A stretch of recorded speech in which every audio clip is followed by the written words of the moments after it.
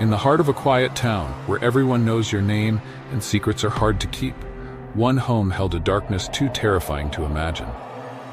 This is the story of Claire, a bright young girl whose cries for help went unheard until it was too late.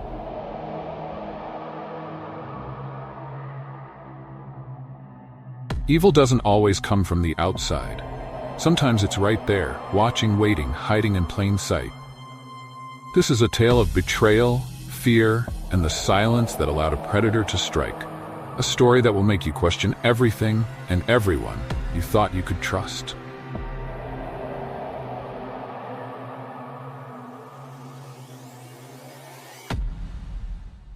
Prepare yourself, for the truth is more chilling than fiction.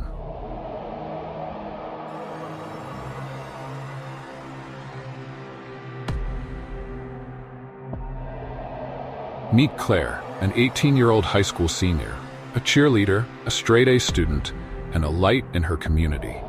But in her own home, she was living in fear. The fear stemmed from one man, her mother's new boyfriend, Greg, a man who had seamlessly slipped into their lives but was anything but ordinary. Claire began noticing small things, lingering stares, inappropriate comments, and a presence that seemed to follow her everywhere. She tried to tell her mom, but her concerns were brushed off as teenage paranoia. As time went on, Greg's behavior escalated. Claire found herself constantly on edge, locking her door at night and feeling trapped in her own home. And then came the night of her last scream. Claire was home alone with Greg while her mom worked late. What happened that night would shake the community to its core. Neighbors called the police after hearing Claire's blood-curdling scream. By the time officers arrived, the house had fallen silent. Inside, they found Claire's lifeless body. Greg was gone, leaving behind a trail of horror.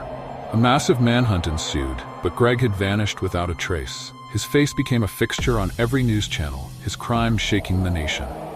Claire's story became a cautionary tale. Friends and family gathered to honor her memory, vowing to never ignore the warning signs again. The tragedy shook the entire neighborhood. Friends, teachers, and neighbors all struggled to process the horrific loss. For them, Claire wasn't just a news story. She was someone they knew, someone they loved. Claire was one of those students you never forget. She lit up the room with her kindness and dedication. Knowing she lived in fear, it breaks my heart. For those who lived nearby, the night of Claire's death remains a haunting memory. I'll never forget the scream I heard that night. It was blood-curdling. I called 911 immediately, but I wish I could have done more. As the shock wore off, the community came together to honor Claire's memory and reflect on the warning signs they missed. Claire was like a sister to me. She told me once she felt uncomfortable around Greg, but I didn't think it was serious. Now, I can't stop thinking, what if I had said something? In the weeks that followed, the community held meetings to discuss the tragedy and how to prevent it from happening again. We have to do better. This isn't just about Claire, it's about every child who feels unsafe. We need to create an environment where they can speak up and be believed. The town struggled to heal, haunted by the thought of what could have been done to save Claire.